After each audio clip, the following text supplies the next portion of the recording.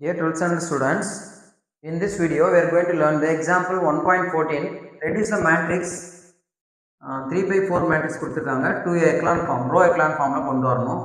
3 by 4 matrixல 0 3 1 6 -1 0 2 5 4 2 0 0 இந்த elements கொடுத்திருக்காங்க.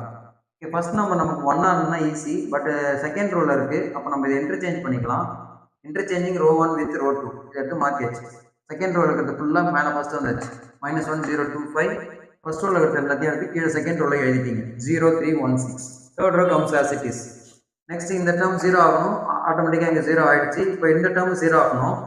இங்க என்ன என்டர் பண்ணனும்? +4 என்டர் பண்ணினா உங்களுக்கு 4 என்டர் பண்ணி ஆட் பண்ணினா ஆட்டோமேட்டிக்கா இங்க 0 ஆயிடும். சோ அதான் எழுதி இருக்கேன். R3 implies R3 + 4 times R1. So இங்க 4 ஆல என்டர் பண்ணுங்க. -4 இங்க 4 ஆல என்டர் பண்ணீங்கன்னா 0, இங்க 4 ஆல என்டர் பண்ணீங்கன்னா 8, இங்க 4 ஆல என்டர் பண்ணீங்கன்னா 20.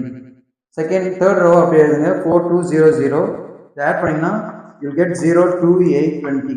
சோ அதான் இங்க தேர்ட் ரோல வந்தாச்சு. 0 2 8 20. now இந்த டேர்ம் 0 ஆகணும். ஏனா இந்த டயகனல்ல இது 0 ஆகணும். இதுக்கு இதோட ஹெல்ப் எடுத்து யூஸ் பண்ணிக்கணும். இந்த செகண்ட் ரோவை யூஸ் பண்ணனும். இது ரெண்டுத்தையும் 0 இந்த டேர்ம் 0 ஆகணும்னா இங்க 2 ஆல என்டர் பண்ணனும், இங்க 3 ஆல என்டர் பண்ணனும். மீச்சோல மாத்தி மாத்தி என்டர் பண்ணிக்கலாம். R3 implies 3 times R3 - 2 times R2. But row 2ல -2 ஆல என்டர் பண்ணுங்க. 0 -2 ஆல என்டர் பண்ணா 6 -2 ஆல என்டர் பண்ணா -2 -6 -2 ஆல என்டர் பண்ணா -12. இங்க 3 ஆல என்டர் பண்ண போறோம். 0 6 3 ஆல என்டர் பண்ணா 24, இங்க 3 ஆல என்டர் பண்ணீங்கன்னா 60. ஆட் பண்ணுங்க. 0 0 22 48. so this is the last row.